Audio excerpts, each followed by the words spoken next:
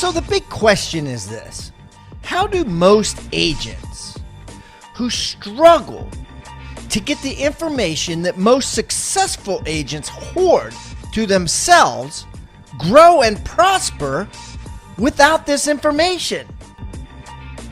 That's the big question, and this video cast is the answer. Welcome to Real Estate Rockstars. I'm your host, Pat Hyben. And now, for the review of the day. All right, I got one here on the Real Estate Rockstars Facebook group. Pat, you are the best. Love the way you deconstruct the agents and get valuable information for new agents like me. Avatar Singh. Thank you, Avatar. Keep the comments coming, guys. I love them. And remember, I eat feedback for breakfast. So give me a 1-star review if you want, or a 5-star review if you want. I don't care. And the more reviews we get, the better guests we get. So please, subscribe first, and then leave us a review or wherever you're listening.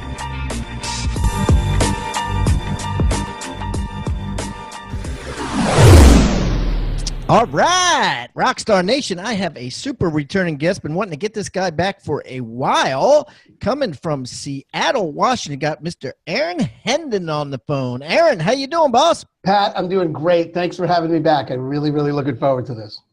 Hey, why don't you tell our Rockstar Nation a little bit about you, Aaron, so they can get to know you better? Sure.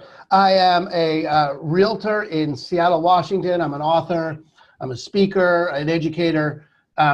I got into the business. I think this is my 5th year, so I'm sort of new, a little bit green, but gives me a whole fresh perspective on how the things run. And, I live on a small island off the coast of Seattle, which sounds so romantic. I always use it as a selling point. I love that.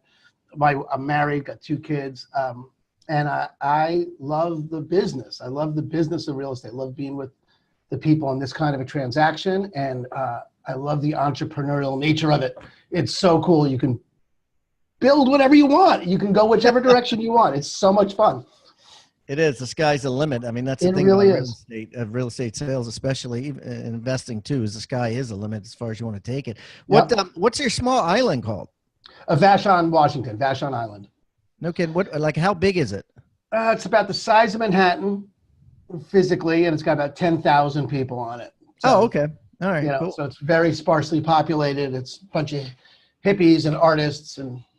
Yeah, it sounds like my island. I moved 3 years ago. My wife and I moved to Folly Beach, South Carolina, which is right outside Charleston, and it's a 6 mile. It's much smaller. It's 6 miles long, and it's kind of cool. Same sort of thing. There's all these random people on here that like you said, like hippies and random people walking down the road that you don't usually see where we're from, and but it's kind of neat to live on an island, except for when the Wi-Fi goes out or the utilities go out. But other than that, it's kind of neat living on an island. It is. I mean, we got to deal with the boats all the time because it really is. There's no driving onto this island. It's all ferries. Really?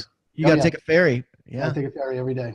So Washington State has the largest operating most cars ferry system in the world. It's considered part of the highway system out here. Fascinating. Car tabs pay for the ferry system. Huh. Yes. I'll have to check it out. Yeah. It's totally fun. It's great. I love it. All right, cool. So, let's get into real estate. So, all right. So tell me about your company. Tell me about yourself, your business, that sort of thing. Sure. I am a Keller Williams agent. I'm a part of a team. My team leader is Christine Robertson, and I, basically started a team with her. When I decided to make the leap into real estate, I said, all right, Christine, she's a baller and it's been a baller forever. And I said, all right, well, I'm ready to join your team. And she said, well, I don't have a team. And I said, well, you do now.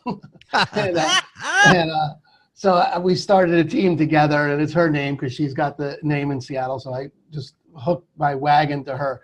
And we got about 5 or 6 agents now. We're about to double it. She's got a coach, and her mission, her one thing is recruit, and that's that. And so I'm just, I help and develop the team in any way I can. I run lead gen for my squad and do all the prospecting. And so, I did 20 sides last year, which was down for a little bit down from the year before because I took some time off to write this book. But just, it's a good, solid team, solid business. I think overall, I don't know what the team did overall in terms of volume, but probably around 65, 70 sides, something like that. Okay. And so, what's your average sale price there? Median sales price in Seattle, median home sale price is around $750. My median price is $500,000. I did 20. Because I prepped for the show, Pat. All right, good. What do you got? What was your all right. CI? What was your ego commission income? Okay, $310K was my ego commission income on 10.3 million. Okay. Okay. So 10.3 million in sales. So on 20 units, 10 million is $500K. 310,000 of which I took home 130. For 42%. Okay.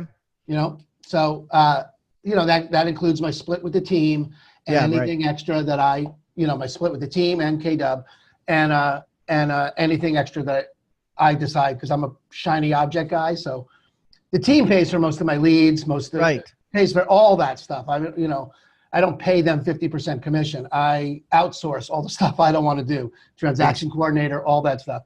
And so that's 42% profit. Yeah, right. Absolutely. And I know majority of your business is repeat and referral, right? Yeah, Sphere, mostly Sphere. 60% is referral, Sphere, stuff like that. Right. So solid business. So, all right. So you've been getting a lot of press lately because you came out with this book, and part of the book was the 7 questions that every seller should ask every listing agent, which I know a lot of people have been, wanting from all over the country. So tell me a little bit about that story. Tell me about the book, what you're doing there. Yeah, well, one of the things that got me, so as a newer agent, I don't know how things are supposed to go, right? When I first got in, I'm like, all right, let's go. So I get into listing appointments, and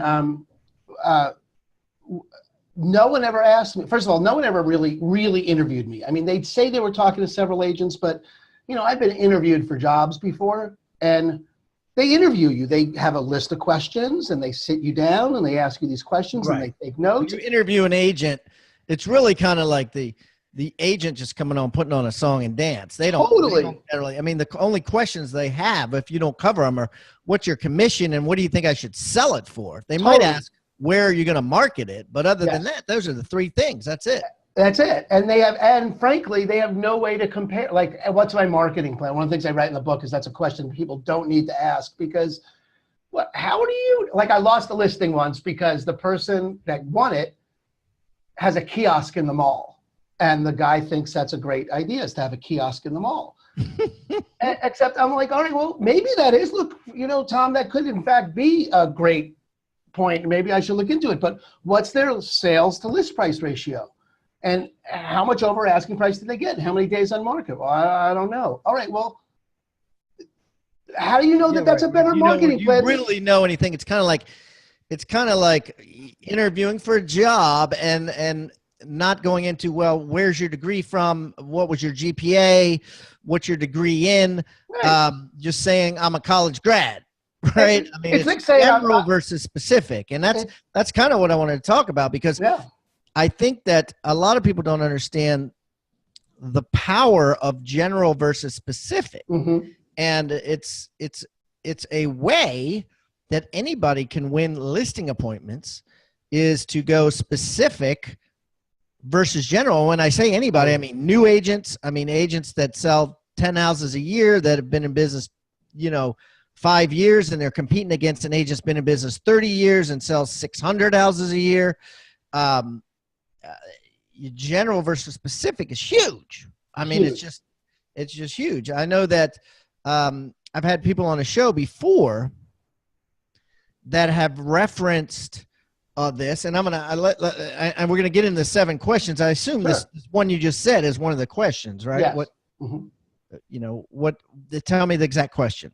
What's your list to sales price ratio, and how does that your list to sale price ratio, and how does that compare to the average in the market?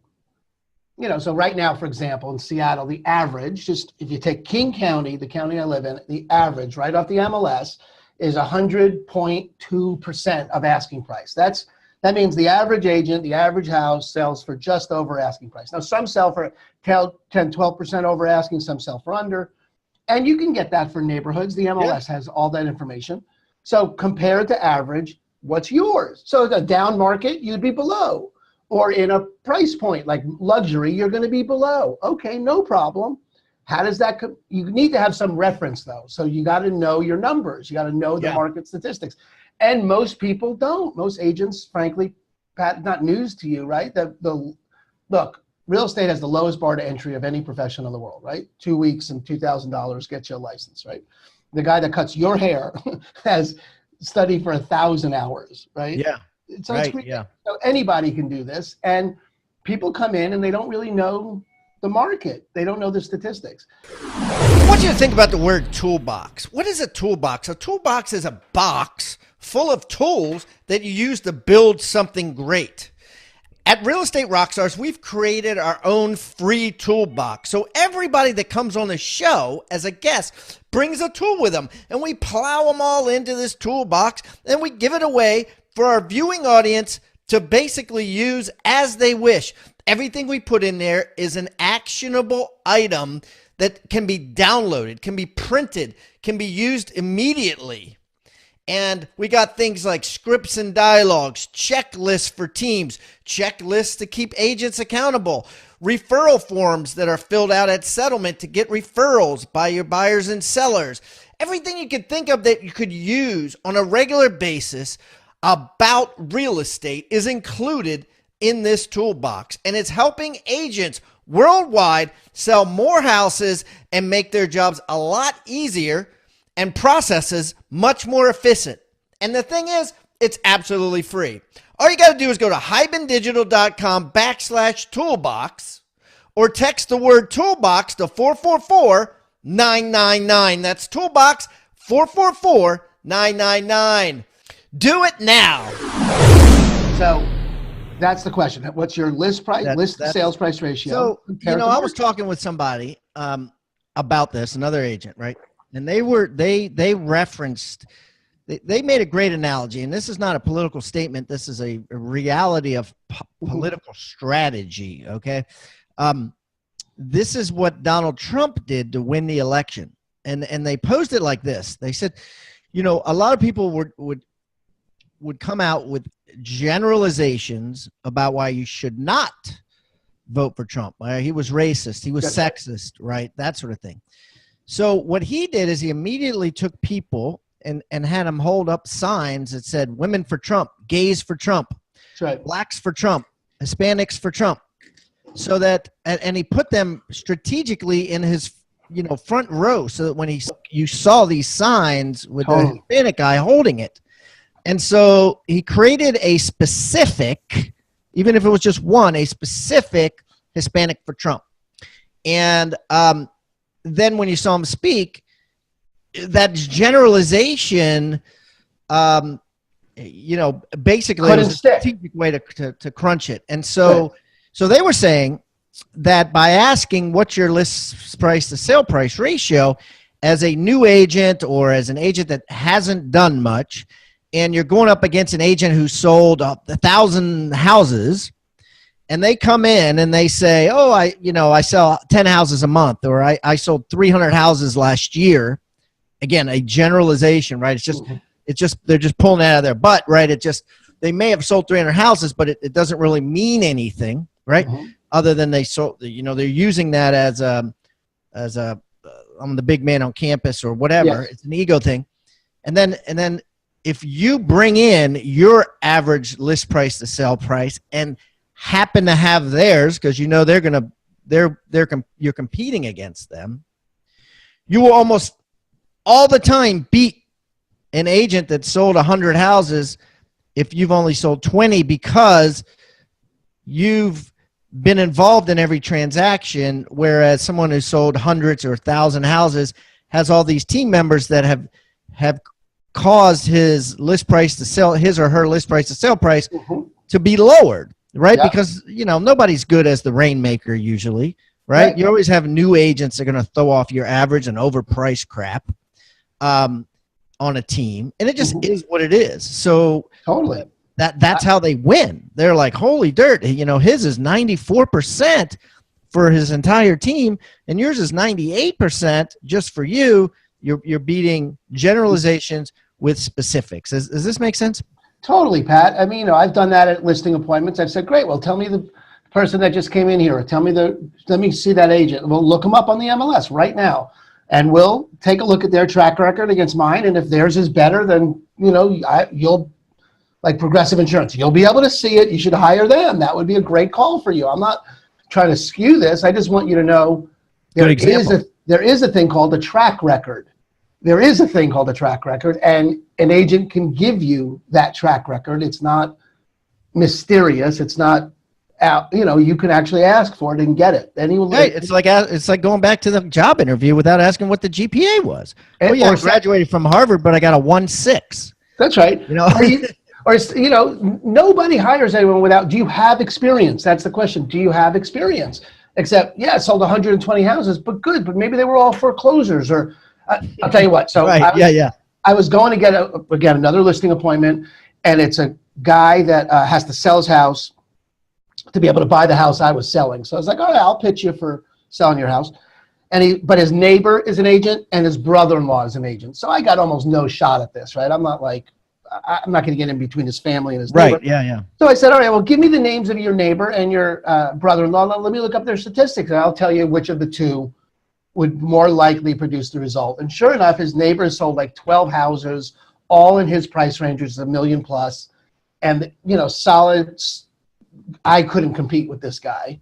Got it. And his brother-in-law has sold like 8 houses in the last year, none of them over $1 million, none of them over $500,000. And I was like, dude, you got to talk to your wife, because you cannot hire your brother-in-law. Oh, you just can't. I mean, look, there's no way he's going to be able to do it as well as your neighbor. It's just not going to happen. The statistics would be. Well, that's a good way too, and hopefully next time it'll work out in your favor. Yeah, well, whatever. It's good because you could go, especially if going in, right, that let's say it's a townhouse, right, and then you're going in and you go, man, I've sold 40 townhouses in my career, and you bring a list of them all. And then you're going against ABC, who specializes in $1 million, luxury listings. It'd be like, quite frankly, he hadn't sold a townhouse since 2006. Again, specifics versus general. He may have sold 300 houses, or her team may have sold 300 houses. But if they're not selling in that price range, personally, then specifics versus general wins every time. Absolutely. I'm 100% with you, Pat. Okay, what's the second question you should always ask? Let's see. I like the question about commissions, because it brings up their sort of penchant for discount brokers, and it allows you to have a conversation with someone about what a discount really means. Very, very, very uncomfortable, because people don't want to. Agents just want to go in and assume that everybody is offering the same commission, and think that if they bring it up, that they're going to go, oh, you mean I can get a discount? Right. Except at this point, Pat, as well as I do, there's no one who I don't know what it's like in other markets, so I can't say. But, Redfin is huge here. Discount brokerage is all these brand new fangled pay one fee, all this kind of stuff. So I think most people know that there's discount brokerages that exist. Absolutely. So I'm not worried about bringing it up. So let's just I want to preemptively bring it up. So what is the question then? The question is, I think a seller should ask, what's your commission? And that's it, flat out. What is your commission? Yeah, I think a seller should ask that, because it's going to be their money. And I think it's a job interview, and I think the seller should absolutely needs to know, how much am I paying you for your service? And what else a seller should ask is, how much are you keeping and what are you co-oping? Yeah, all that stuff can come up in my answer. At the end of the day, they could say my commission is X, and then keep 70% of that and co-op 30% of that, and it's really doing a disservice. You want to set them up. You say, are you co-oping an equal or better commission? Yeah, I think all of that stuff, whatever you want to use to sell it, right? But I use it as an opportunity to then distinguish, okay, I get 3%. okay, and we're going to give the buyer 3%. So it's likely to cost you 6%. We can discuss how much you want to pay for the buyer in a minute, but let's talk about discount brokerages, because I know someone's going to come in here after me and offer you one of these stupid 1% listing fee things or blah, blah, blah. You bring it up. Oh yeah. I don't want someone coming in after me. I want to plant the time bomb. I think I got that from your show. Someone plant the time bomb. Yeah, Dan Grieb does it in my certified listing agent course. Yeah, like landmines. Landmines. There it is. Yeah, a landmine. So landmines on a listing appointment. Plug for CLA. Go to rebusuniversity.com or go to YouTube, I think, because I actually put it up on YouTube. Rebus University, on the YouTube page on Rebus University.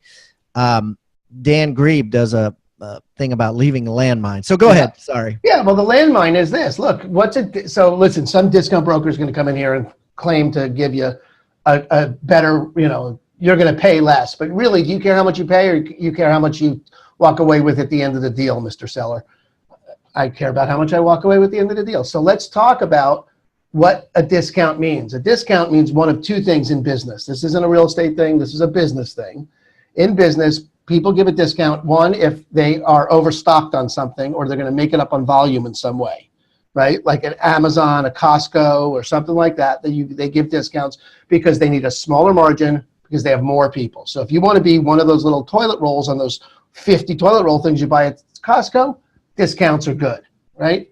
Don't know that I'm looking for a discount when I'm getting my brain surgery, or a lawyer, a defense lawyer, or a realtor. I don't know discount. Make it up on volumes the way you want to go. Second reason people give a discount is because the market where they're selling the product won't pay full price. That's a discount. Like, they can't sell the thing for full price. And I'd like you to consider that agent, the human being that's sitting there across from you. If they offer a discount, Pat, they would not be asking you for 1% if they could get 3%. Would they? Why would they accept? I'm asking for 3% because I can get it, because I'm worth it, because I just showed you my statistics that show I get 5% more than other agents. So they're only asking 1% because that's all the market will bear for that person's services. So I'm offering 3%. So you're broaching it right then and there. Then and there. You're just uncovering it all. I mean, hey, that's great. I love that. Okay. So what's the third question that all sellers should ask an agent on a listing appointment? I wanted to ask if they're a team or solo, right? And I'm a team, so I promote team. But if you're so how are you going to take this? So let's take both sides of this for the show. Sure. So are you a team or solo? And go ahead. I'm the seller, right? And I'm asking. Yeah. Aaron, are you a team or solo? I'm a team. What's the benefit? Yeah, the benefit for you, Pat, is it'd be impossible for one person to be all things to all sellers unless they only had one seller. All things to all clients unless they only had one client.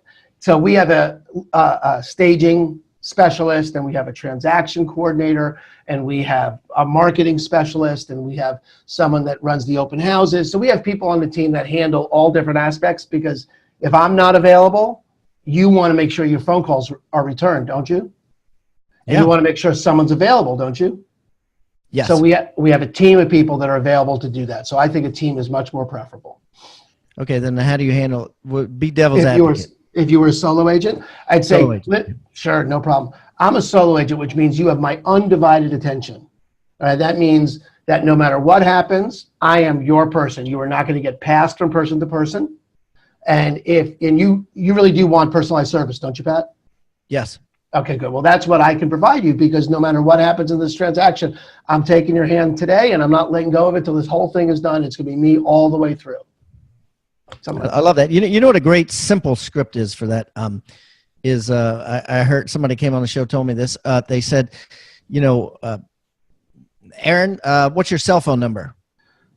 And you give me a cell phone number, right? Like, you're the seller, I'm the agent. Mm-hmm. And then they type it in their phone. They put the person's name in there, and they call them, and they say, now you got mine, right? Put my name in there, and they type in their name, whatever, right?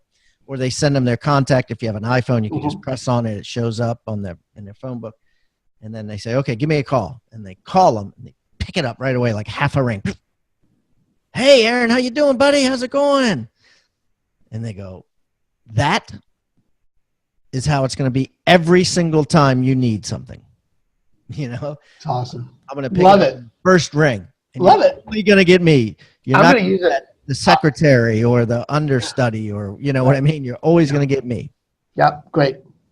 And it sounds so simple, right? But it's powerful. I love that. Like, hey, what do you? It's a physical experience. It gives the customer a physical experience. I love that. Love it. Okay, cool. What's number 4? All right, team or solo. Oh, how many units did you do last year? You know, how many units did you sell? Because I think you want someone who sells 15 to 20. It eliminates the part-time agent model, right? You don't want someone practicing on you. Like, I sold 6 because I do this part.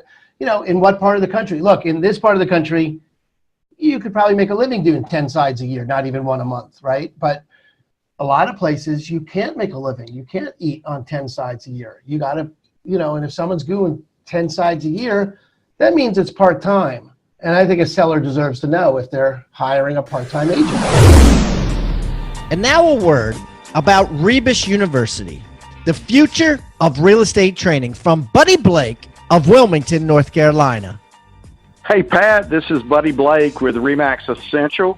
It's been a little while since we talked, but I wanted to call you and thank you and your team at Rebus University. We did the Listing Agent University and Listing Specialist course. I did it myself months ago, and I will tell you that that was one of the most informative systems I've ever done. It is meat and potato stuff versus the theoretical bullcrap that you see people say and do, and certainly you go to all these conventions and people show you all these whiz-bang new ideas. This was real in the trenches stuff, and I use it myself, and you may not even know it, but we use it for my team. I have a team of about 10, and before I allow buyer agents to take on new listings and become listing agents per se, be able to do listings, they are required to go through this course. Also, we've expanded it out. I have 5 RE/MAX offices, and we've got over 100 agents in our company, and a good percentage of them are now taking this course as a training program, especially new agents that we onboard that are brand new into our system. We require them, before they can go on their first listing appointment, to take and pass this entire course. It is the best thing that's out there right now. If you're interested in your agents having a better close ratio than any other agent competing in your market, go to hybendigital.com/teams to get group pricing. Get every one of your agents certified like Buddy Blake does.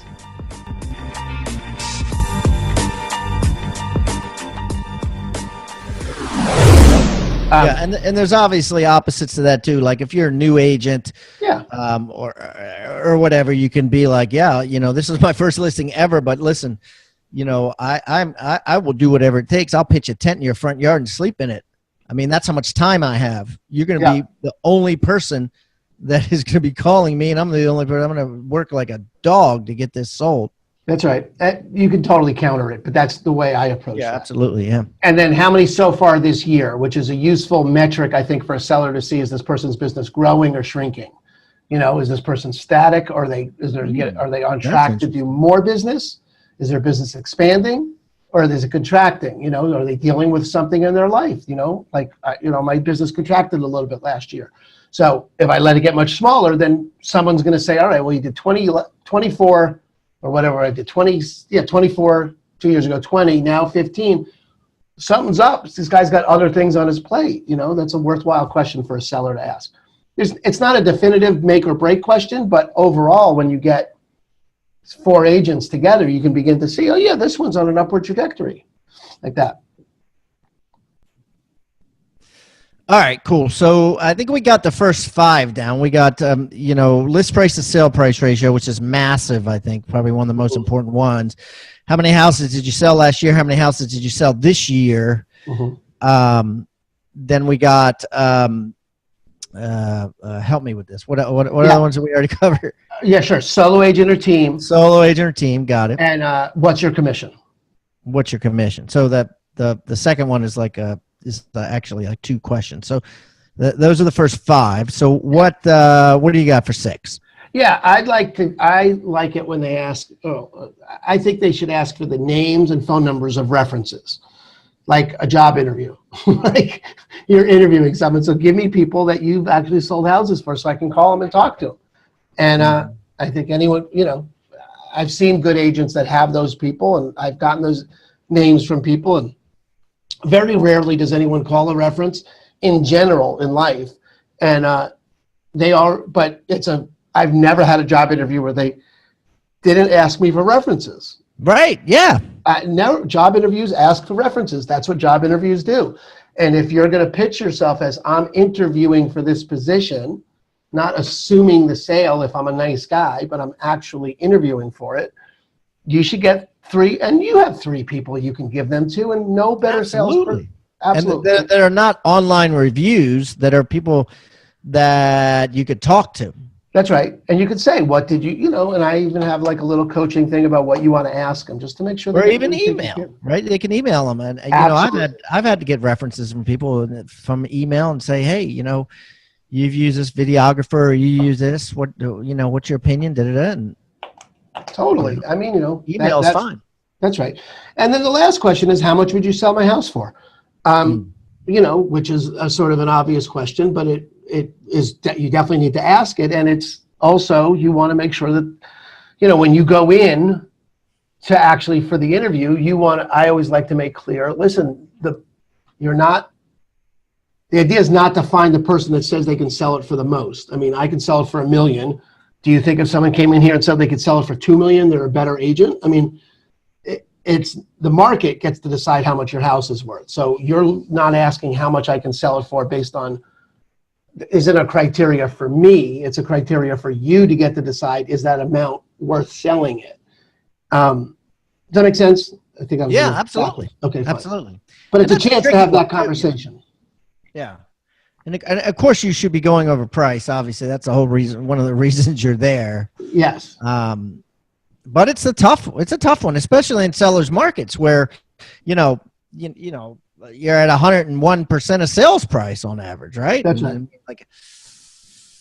It's hard to get them to believe that they should price it at X and get 5% more than just price it at 105% of your recommendation. That is always a tricky one. And occasionally you'll run into the really, really sharp cookie client that realizes that's how things get sold for the most money. But most of the time you're fighting their fear that they're going to get undercut, even though in a seller's market like we have here in Seattle, it is literally impossible to underprice a house. You could price a house at $1 and get the right amount for it. That's funny. So let's talk a little bit about the story of what's going on with this 7 questions. So you made it into a book. Of course, now people are buying it online, but also you've used it and you're using it regularly to obtain listings. It's kind of become your calling card. Tell me about that. Yeah. On one hand, it for sure creates authority. No one else is sending them a book.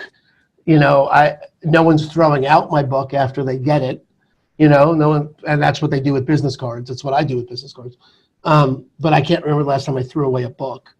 And it cost me $5, and it's a great way for people to, begin to relate to me like an authority, like someone who's actually a consultant on their side. I'm very non-biased with it. The book does not pitch me as a realtor. It's not a pitch book. It's not, here's how great I am. It's really like, look, this is the most expensive thing you're ever going to buy or sell. You should do this rationally, and chances are you're not going to. And here are the pitfalls that you're likely to fall into if you don't pay attention. So it just comes off as very on their side. And I was sharing with you earlier, Pat, I had a really interesting thing happen. I sort of really want this to happen. I just couldn't believe it happened all by itself like this.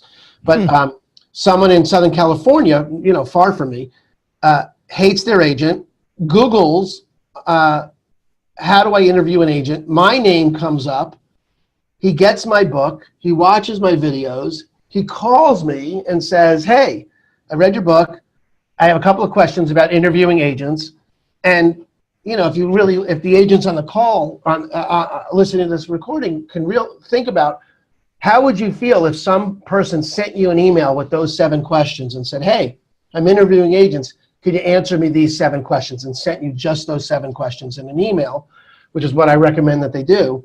How would you feel about that? And I have found that agents fall into 2 camps. One camp is I cannot believe you're asking me these questions. Yeah, or they're scared that you're going to judge them based on that. But, you know, here's the reality. That's like, it's already there. It's kind of like, Nate Martinez in my certified listing agent course, he gives them a pre-list book with what they should sell the house at before it even gets there. Yeah. And a lot of people would say, man, that's ludicrous, Nate. You're going to lose it because if they don't like the price, they'll cancel the appointment. But it's really there, right? With Zillow and with Redfin and with, you know, they already know what their house is worth. Yeah. You know, it's getting, those numbers are getting better and better and better. Mm-hmm. You know, why wouldn't real estate listing appointments be more like Lending Tree for mortgages, where it's like, here's the rate, you know, 4.5, 2 points. Yep. Right. Here's my commission. Yeah. And I have found that people, you know, some agents are just, my view of this is that they're entitled. They have the experience I have the experience that they feel like entitled to something versus, no, this person's going to give you 3%. Okay, in my market, that's $20,000. I don't know about you, Pat, but $20,000 is a lot of money to me, you know. And if I was going to pay someone $20,000 to do anything for me, I would feel entitled. I'm the person that should be asking the questions. So I want to make sure the sellers all feel entitled. You know, it's kind of like having a lawyer, right? It's just like having a lawyer. Yeah.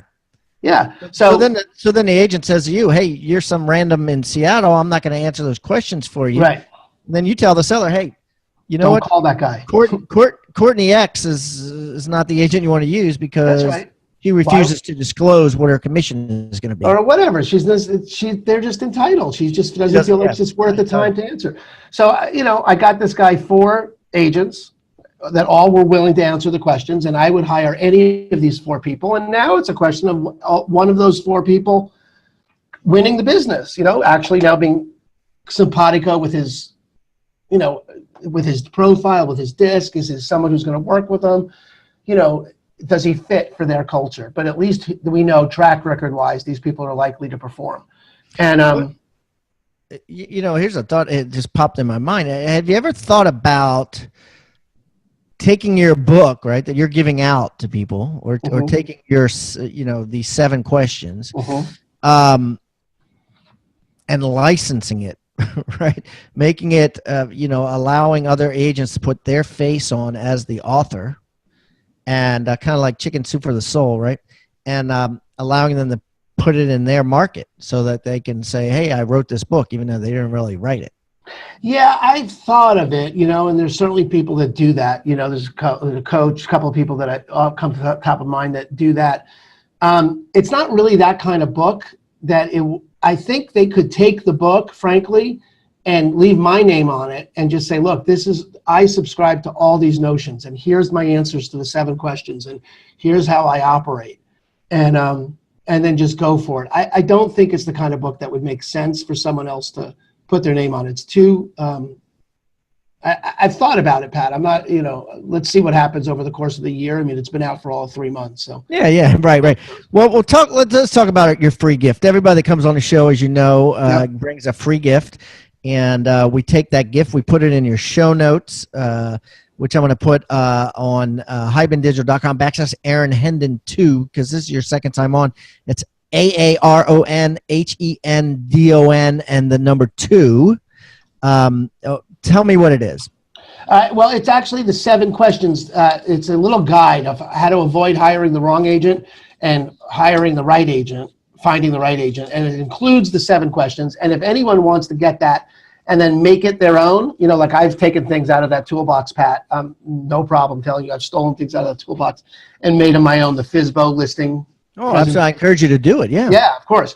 And I encourage anyone who is a high performing agent that is proud of their track record, can say I sell houses for more than average, to steal those questions and get them out in the marketplace. You can send this thing to your designer, and if you're a solo agent, change it a little bit, whatever. But the point is, take that, use it, go rock it. Let's go. And then let me know how it goes. I want to meet more high performing agents in other markets, so that I have someone high performing to refer people to. So I'm not just going off a personality based referral, which is like, oh yeah, I know Sam in San Francisco. He's nice. No, I know Sam in San Francisco. He sells home for 4% more than average. That's the guy you want. Boom. So, boom. I love it. I love it, Aaron. Well, this has been awesome. So, guys, HibanDigital.com/Aaron Hendon 2. Also, you can get the 7 questions if you just go to the toolbox, HibanDigital.com/toolbox, or text the word toolbox to 444-999. Aaron, listen, this has been a blast, buddy. If I'm ever out in Seattle or your little island off of Seattle, I will definitely look you up and we'll get together and break some bread. Pat, I really look forward to that. I hope we run into each other soon. Thank you, sir. Thank you so much for tuning in to Real Estate Rockstars. If this free content is giving you a ton of value, I want to ask a small favor in return. I need you to pull out your pointing finger and hit the subscribe button. Yes, hit subscribe, please. The more subscribers that we get on Real Estate Rockstars, the better guests are attracted to the shows. We'll get more guests from the top companies, from the top teams, and even more celebrity guests like Robert Kiyosaki and Barbara Corcoran. Also, if you're not a member of our free Facebook group, go to Real Estate Rockstars Radio right on Facebook and join the conversation. I'm on there myself on FaceTime Lives, and we have a lot of communications and questions about the show, and I'd love to see you there. And it's free. People ask me all the time, where am I on social media? I'm real easy to find. Just type in my name. My IG is I am Pat Hyben. It is blowing up on Instagram, adding tons of subscribers, and I'm on there probably twice a day. So definitely follow me on Instagram, as well as everywhere else. Thanks again for listening, and keep rocking.